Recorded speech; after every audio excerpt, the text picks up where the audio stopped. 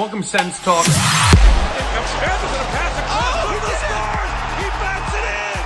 Tim Stutzler wins it for Ottawa. Triple Greig is going to put the finishing touches on an Ottawa win. See you later. Go Sens, go. Sens win! The Sens win! 5-2 over the Montreal Canadiens. Au revoir. Beat the traffic, half fans. See you later. Get out of town. You call it Bell Center 2.0. Call it whatever the hell you want. It does not matter. What matters is the 2 points, and you did not get it. Thanks for helping us clinch on Tuesday, but we're not going to return the favor. No. Go clinch another time back at home, because this is not your home. This is our house, not your house. A big win tonight for your Ottawa Senators. 5-2 over the Montreal Canadiens. And it's not official, but it's looking pretty good that your Ottawa Senators will clinch that first wildcard spot. And it's not official, but it looks like the team we would be facing if we clinch that spot would be the Toronto Maple Leafs. The Battle of Ontario, baby, looks to be returning for the first time in basically 2 decades. Unbelievable. Now, it's not over yet. There's still 3 games to go, but mathematically, it's looking pretty good. So, let me know what you think in the comment section down below about that. Are we excited to see the Leafs in the first round? Again, not confirmed, but let me know what you think in the comment section down below. But to the Habs fans watching this, thanks for paying, for Shane Pinto's next contract extension, by the way, if you went to the game. And thanks for stopping by and helping my engagement and my views. Habs fans are so generous. We love you. Thank you. You guys act like big brother. Well, no, you're the little brother, and that's why you're getting sent home, getting sent on timeout while we celebrate here on a nice, beautiful Friday night here in the nation's capital. That's right, we're the nation's capital, by the way. We're actually a pretty important city. Best theme song in sports, ladies and gentlemen. And they're not bringing it back for the playoffs, by the way. That's what Cyril Leader, the Sens president, said the other day. Not going to really talk about it too much. We'll probably talk about it more in the playoff, preview, whatever you want to call it. But I'll just mention it now. He did mention they're going to keep it in marketing and whatnot. Whatever. I don't really care. They should bring it back for the intros. Now, if you want to incorporate it with the Hell's Bells or make some new spin-off from it, fine. But this is the one thing that's transcended time with the Sens organization. And frankly, for an organization that's gotten a lot wrong, especially when it comes to marketing, this is the only thing they nailed. That, and I guess bringing back Lyndon Sluich, of course, as well, which, by the way, he was here today. And when he does the anthem, the Sens are going to win. I mean, Habs fans, what are you thinking? You should have seen, you should have checked if Lyndon Sluich was going to do the anthems for this game, because, if you would have saw that, you would already know what was going to happen in this one. But that's another great tradition, but the Danger Flutes, come on, we got to bring them back. Let me know what you think in the comment section down below about that as well. Again, I think I should put out a poll, to be honest with you. But based off the replies and whatnot that I got on Twitter when I was a little critical of the organization for confirming they're not going to go ahead with the Danger Flutes like it used to be, most people agree with me. So I'll put out a poll, and I'm looking forward to seeing your comments down below. And again, I don't want to be overly negative. We just clinched the playoffs for the first time in 8 years. Why are we talking about a theme song? But nostalgia is so powerful, and I think that barn, and maybe they still do it, but I think that barn for Game 3 would be absolutely electric if Danger Flutes went off. So with that, let me know what you think in the comment section down below about that. So let's get into the game recap, shall we? So going into this game, Ottawa's looking to avoid the season sweep against the Montreal Canadiens. Before this year, Ottawa had an 11 or 12 game win streak on the Habs. This year, not so much. So we're looking to avoid the sweep for the first time against the Canadiens in franchise history. While with a win, the Sens would basically clinch that first wildcard spot, as I already mentioned. They just need one more win, or at least a point, basically, to clinch. If the Habs lose the next game and we get a point, I think that basically clinches it. Again, these are so tough to kind of figure out because, again, there's so many factors at play here with the divisional race as well. But, again, one more win does for sure clinch it. So we're basically on the doorstep there. Speaking on the doorstep, Montembeault had a lot of goals go past him on the doorstep. He starts for the Montreal Canadiens, while Linus Ullmark starts for your Ottawa Senators. Probably the last time you'll see him this year, in my opinion. I'll take a look at the calendar here. We play on Sunday, Tuesday, Thursday. You maybe see him one more time in those 3 games. Maybe even see Levi Merlinon, to be honest with you. Kind of depends what happens with Belleville. They're on the cusp of being eliminated from playoff contention. They're just barely holding on. But yeah, you're not going to see much of Allmark moving forward. You're definitely not going to see Kachuk, I don't think, before the end of the regular season. And I think Nick Jensen's another guy that probably should get some time off just to heal. Again, all three players have been key for this team, which is exactly why you need the rest of them. Now, speaking of rest, a friend of the show, Angus Cruikshank, would sit out for this game as a healthy scratch as Hayden Hodgson was called up from Belleville for his Senators debut. He has played in 7 career games in the NHL before, compiling 3 points, including a goal with the Philadelphia Flyers a couple years ago. This year in Belleville, he has 11 points, including 5 goals in 43 games for the B-Sens, and 156 penalty minutes, good for second in the AHL. Hayden is what we like to call a wrecking ball, okay? We saw it today. Look at your screen now. Massive fight with Pizzetta. He can really throw them. And I think we all know, we can all figure it out by now, that Hodgson is left-handed, because holy cow, that left hook was going. But yeah, great tilt for him and Pizzetta there. But I like this call-up purely because a couple games left. You know the Habs were going to come and play chippy and dirty, and we saw that. Hodgson was there to kind of be more of an enforcer role. Ottawa does not have enough of that on this team. They don't have enough sandpaper. That's why you really need a guy like Nick Cousins back, who is skating, by the way, in a regular jersey. Maybe he'll be back in the last couple games of the year. He should be back for the playoffs, but that's why you need a guy like that. So Hodgson really stepped up big time, especially when the Habs were just running around being idiots. Now, before we get to the first period of play, I want to say thank you to Dylan Puckniak and Keller Williams Sports and Entertainment for sponsoring Sens Talk. Sens Talk is proudly presented by Dylan Puckniak, Ottawa's exclusive realtor with Keller Williams Sports and Entertainment, providing a bilingual real estate service that serves the Ottawa-Gatineau community. Dylan Puckniak is also specialized in supporting professional athletes that come and go in our city, providing service that takes care of people at the highest level. For a realtor experience that puts you and your needs first, visit dylanpuckniak.kw.com. That is dylanpuckniak.kw.com to find out more today. Now let's get to the first period of play. And 30 seconds in, your Sens are off and running as guess who? Ridley Greig and Michael Amadio. That third line today was unbelievable. We'll talk about it in the Keeps post-game notes, but that third line was all over it tonight. Ridley, Greig, and Amadio do great work here below the goal line, along the boards, win the puck battle, get that puck loose. As Ridley Greig centers it in the slot right over to Shane Pinto. You know what happens when Pinto scores? It's 1-0 Sens. Shane Pinto, when he scores, Ottawa is 13-0-1. And when Ottawa scores first, also 33-6-0. Good start for the Senators. Gets even better just a few minutes later. Dylan Cousins, Cuzzy baby, breaks the 11-game spell with his first and 11. 2-0 Senators. A great play here along the blue line by Tyler Clevin as he walks that blue line, looking like Thomas Chabot. Feeds Nicholas Manapalo, who takes a shot on net, and Cousins works his way to the net there on Struble. Really great aggressive play there by Cousins to get to the net, and gets rewarded with a nice tap-in to make it a 2-0 Senators lead. Not even 5 minutes into this game, and you know what that means. A couple minutes later, the Canadiens are going to act like the big babies that they are. These two teams very much so do not like each other. We already know the fan bases don't like each other. That's normal. With Leafs and Sens, Sens and Habs, Habs and Leafs, so that's all normal. But during those times of rivalry between the fan bases and, you know, these normal, well-defined rivalries, not always do the players actually hate one another. No. This is one of the situations where the players legitimately hate each other. And it goes back to Brendan Gallagher just being a gigantic baby the last few years. I'm going to be very honest with you. This guy, you know, he talks about, oh, what about the children? Oh, you got to think about the children. Well, what are you thinking about the children when you literally grab and throw Tim Stützle down onto the ice like a rag doll, act like a pansy with hell of a hairline? We'll just leave it at that. So in regards to that, I mean, honestly, I wouldn't go so hard on Brendan Gallagher. My grandparents love Brendan Gallagher. They're big Habs fans. So if you're watching this, Bubby and Zeta, I apologize. But what I will say again is it's so ridiculous. The guy acts like he's, you know, such a virtuous, beautiful, amazing person. But he's such a schmuck whenever he's on the ice. It's unbelievable.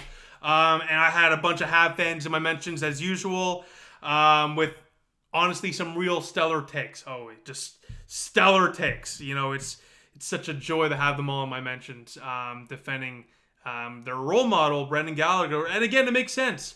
They stalk their prospect at the airport. They just follow the lead of Brendan Gallagher, who stalks Tim Stützle, like father, like son, right? It makes sense. It makes sense. As Ottawa, after 20 minutes of play, leads by 2-0, and lead in shots by a very wide margin, 14-5. As we go to the second period of play, and 1 minute in, it's all Ottawa today, ladies and gentlemen. Really, Greig, what a night for the kid as he taps home a beautiful feed by, yes, guess who? Michael Amadio. It's a me, Amadio, and Ottawa's up by 3. It's 3-0 Senators. Really, Greig has his 13th of the year, and Jake Sanderson earns an assist on this goal. He ties Thomas Chabot for a career-high 55 points. Chabot did that in 2018-2019, which is the most points by an Ottawa Senator defenseman since Erik Karlsson. So shout out to Jake Sanderson. One more point. He passes, Chabot and is in company with a guy named Erik Karlsson, and I don't know about you, pretty good company to be around, not gonna lie. So 3-0 Senators, and really, Greig, holy cow, him and Amadio and Pinto as well. We'll talk about it again in the game notes, but wow, what a game for them. And I said it before, and I'll say it again with Steve Stais. The biggest thing this team struggled with for years, especially in the last couple of years when they were trying to get over that hump to get into that playoff spot for the first time again in 8 years. And this is so glaring to me that like a couple years ago when we had 86 points, we were only 6 points out. And even last year too, especially last year if anything. Our 5-on-5 scoring obviously struggled, but it was so top heavy. It was so reliant on the power play and just the big guys scoring. These days, not so much. If your top line's not producing, well, your third line will. If your third line's not producing, well, guess what? Your second line will. And so on and so forth. It's such a beautiful thing. As Ridley Greig also has 20 points in his last 30 games since January 26th. Shout out to friend of the show, Alex Adams of Sportsnet for that stat. A couple minutes later, though, unfortunately, Le Habitant would get a goal to cut the lead to 2 to make it a 3-1 game. A bit of a bad line changer for Ottawa. Also a bad pass. Highmore can't get that puck. The Habs take advantage, go back the other way. Big hole through the middle. Dvorak beats Allmark left side. And the 175-minute shutout streak at home is over. The Canadiens strike to make it a 2-goal deficit for them. 7 minutes later, Ottawa gets onto the penalty kill. A couple questionable calls go in favor of Montreal here. Say whatever you want about the refs. At the end of the day, you got to kill the penalties that you're dealt with. So, got to kill them off. And thank you, Linus Allmark, for helping us kill them off. 5 huge saves there, about 10 minutes into the second period of play. 5 shots on that penalty kill, 3 or 4 of which were tough saves for Allmark, and he stopped all of them. It was so key. And again, you can always build momentum off of a key defensive standoff, and more so your goaltender standing up for you. And that's exactly what Ottawa does. Just a few minutes later, and we just love to see it. We just love to see it. After years and years and years of wacky bounces going in against us, it's about time they start going in for us. As a few minutes later, the Drake Batherson scores his 23rd of the year off a very wacky deflection off him and a couple Habs, and then into the back of the net. Does not matter, though. They don't ask how. They ask how many. That's 23 on the year for Drake Batherson. Shout out Michael Jordan, number 23, as Ottawa leads 4-1. Chabot, by the way, Shabbat Shalom. It is Shabbat, so Shabbat Shalom. Career point number 300 for Thomas Chabot. So kudos to him. That's an incredible milestone for him there, especially for a defenseman, right? So good for Thomas Chabot there.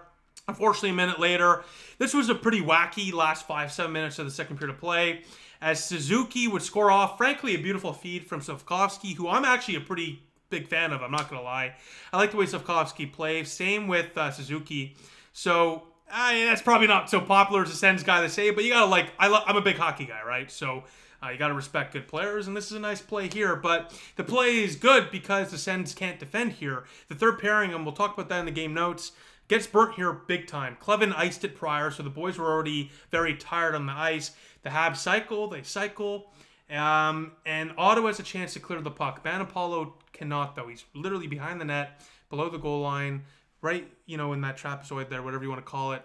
And instead of ringing it off the glass and getting it out, banking it off the boards, he throws it around the boards on a weak slap shot with multiple Habs guys along the boards ready to close down the boards and pick up that puck. That's exactly what they do. Bing, bang, boom into the back of your net. So bad icing by Clevin.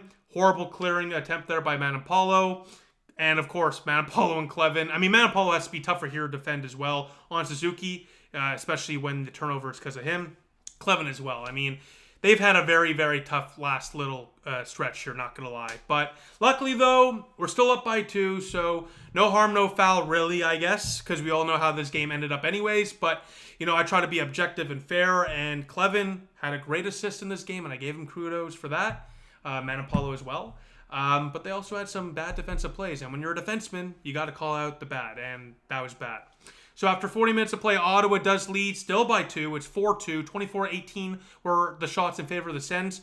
But in that period, the shots were 13-10 in favor of Montreal. So they begin to push. And we go to the third period of play. And Montreal, wow, I didn't even know this. They are the kings of comebacks this year in the third period of play. They have 10 comebacks in the third period this year. So, yeah, we're definitely the better team tonight. No doubt about it going into the third period. Yeah, we're up by a couple goals. Yeah, we're at home, and many, many more reasons to think that this is in the bag. But again, that stat does not lie, right? 10 comeback wins. You got to put that pedal onto the ground, all gas, no brakes. And Ottawa, frankly, in that third period, I'm thinking Montreal got a couple of good looks, but overall, they were not really a threat there in the third period. I'm not going to lie with you.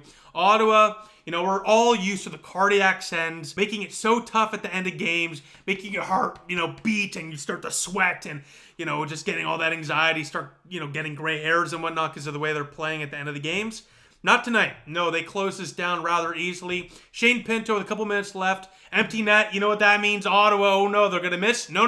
They're going to score. Pinto puts on the Jets, beats the defenseman for the Habs, and puts it home for a second of the night to make it a 5-2 game. Pinto with 2 goals.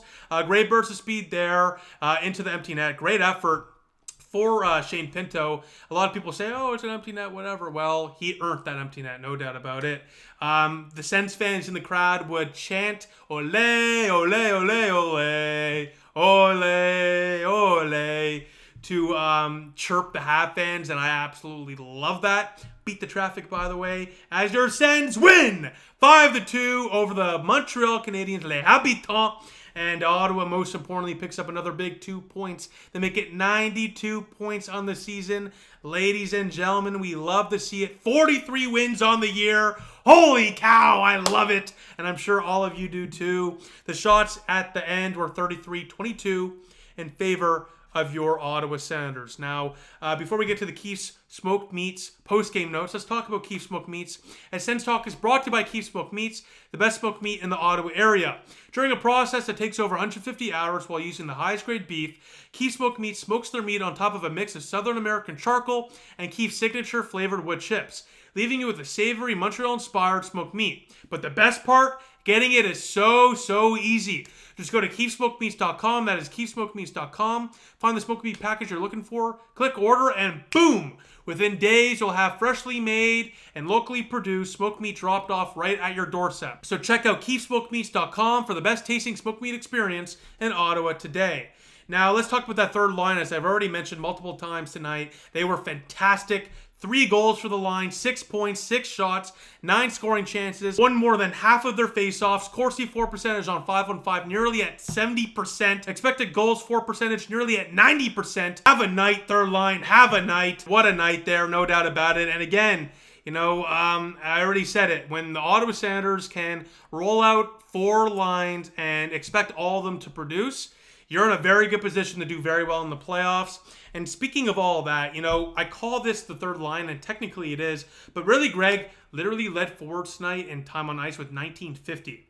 And that is really a testament to the trust that really Greg has from this coaching staff, and more so the development of really Greg's game ever since, frankly, he signed that extension. He has looked like a completely different player ever since extending with Ottawa. And I'm not saying that he was bad before, but he's just blossomed into such an offensively talented guy. The points are finally starting to come in bunches for him. But all the little things is what he does so well. Along the boards, we saw it tonight, resulted in multiple goals in the back of the net for Ottawa. He's got great speed. He's a chirpy guy. This guy's JG Pajot 2.0, basically. I love him.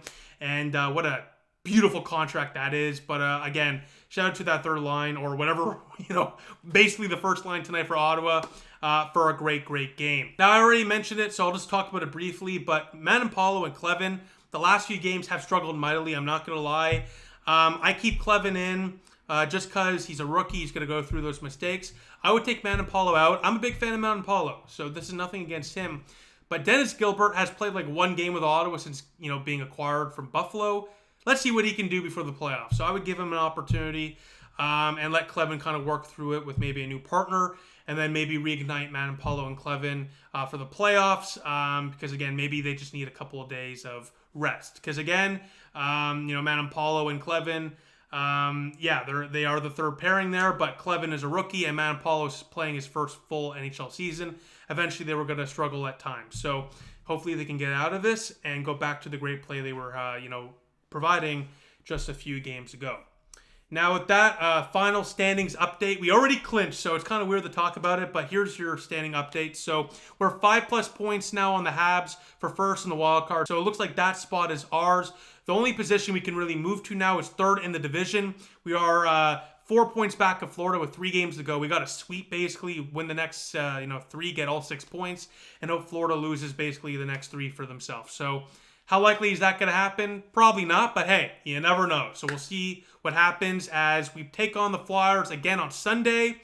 That one will be a bit of a shorter video for me. It is the night of the second Seder, so I'll not be able to watch that full game. I'll obviously be with family and whatnot. So again, be on the lookout for a video later that night, but a bit of a shorter video. But again, let's see if Ottawa can keep the ball rolling and take down the Flyers on Sunday night. So with that, I'll see you all soon. Go Sens, go.